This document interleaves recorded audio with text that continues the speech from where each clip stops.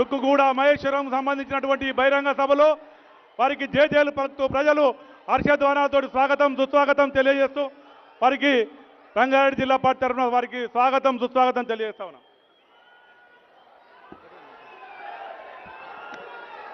ప్రతి ఒక్కరూ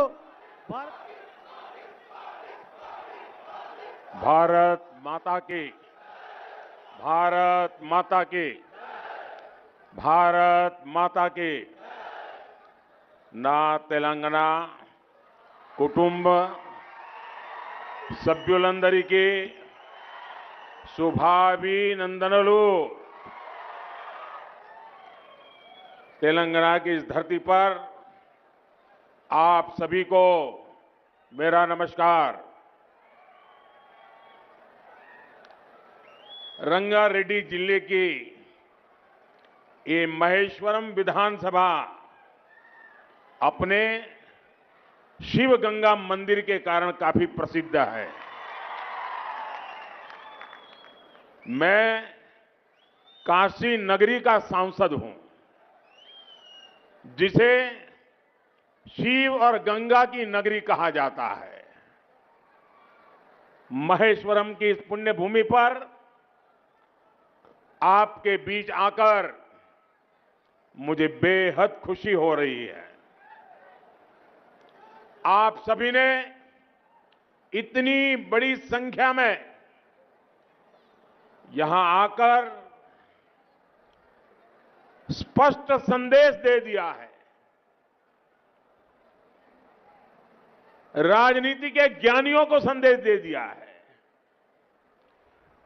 दिल्ली में एयर कंडीशन बेड में बैठ करके बड़ी बड़ी बातें करने वालों को संदेश दे दिया है कि तेलंगाना में बीजेपी के लिए विश्वास लगातार बढ़ रहा है. तेलंगाना बीजेपी को मौका देने के लिए यहां की जनता जनार्दन तत्पर दिख रहा है. ना कुटुंब सभ्युलारा, तेलंगाना के पास टर्मरिक है, तेलंगाना के पास टैलेंट है, तेलंगाना के पास ट्रेडिशन है, तेलंगाना के पास टेक्नोलॉजी है. लेकिन इन सब के बावजूद तेलंगाना के सामर्थ्य को बीआरएस के कुशासन और करप्शन के कारण अपना उचित स्थान नहीं मिल पाया. लेकिन अब समय बदल रहा है. बीजेपी पर आप सभी का बढ़ता विश्वास तेलंगाना को नई ऊंचाइयों पर ले जाएगा. लेकिन आपको कांग्रेस और बीआरएस से उतना ही सतर्क भी रहना है. कांग्रेस और बीआरएस के लोग यहां लगातार झूठा प्रचार कर रहे हैं. ये लोग एक दूसरे पर आरोप लगाते हैं, लेकिन भीतर ही भीतर ये मिले हुए हैं. ये जो बाहर बोल रहे हैं ना, वो तो ड्रामेबाजी है. और आप इतिहास खोल करके देख लीजिए, इनका रिश्ता तो 40-50 साल पुराना है. मैं आपको याद दिलाता हूं, केसीआर ने अपनी राजनीति की शुरुआत किस पॉलिटिकल पार्टी से की थी? कांग्रेस.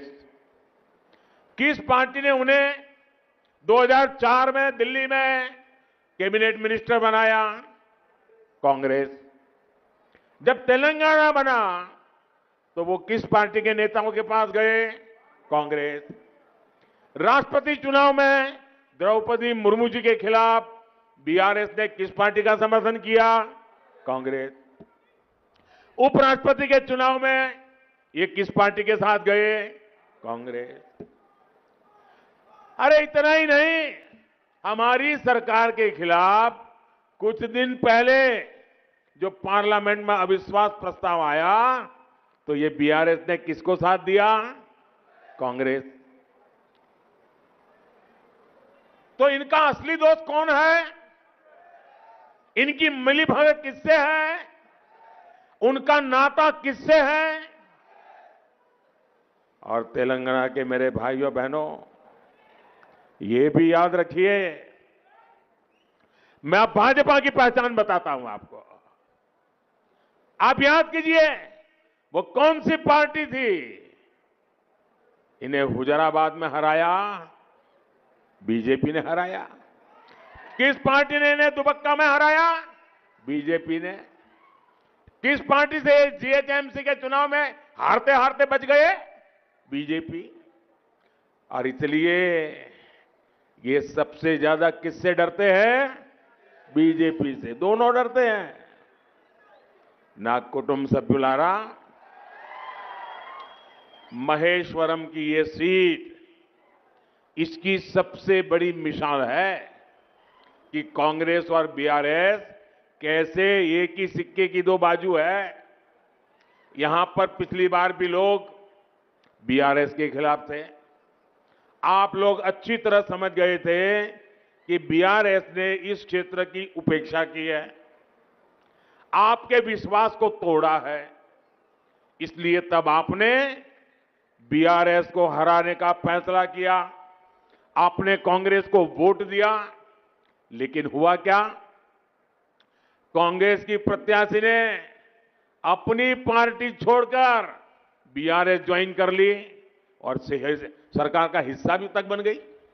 यानी तेलंगाना में कांग्रेस को दिया हुआ हर वोट वो बीआरएस को ही मजबूत करता है। बीआरएस सरकार को हराने और हटाने के लिए आपकी सबसे विश्वसनीय साथी कोई है, आपके सपनों के लिए काम करने वाला कोई है, तो सिर्फ और सिर्फ बीजेपी पार्टी है। और तेलंगाना के मेरे नौजवान, मेरी बात लिख करके रखिए। तेलंगाना की माताएं, बहनें, किसान, युवान, मजदूर, दलित, आदिवासी, पिछड़े, सब लोग, मैं आपको गारंटी देता हूं, आपके सपने ये मोदी का संकल्प है।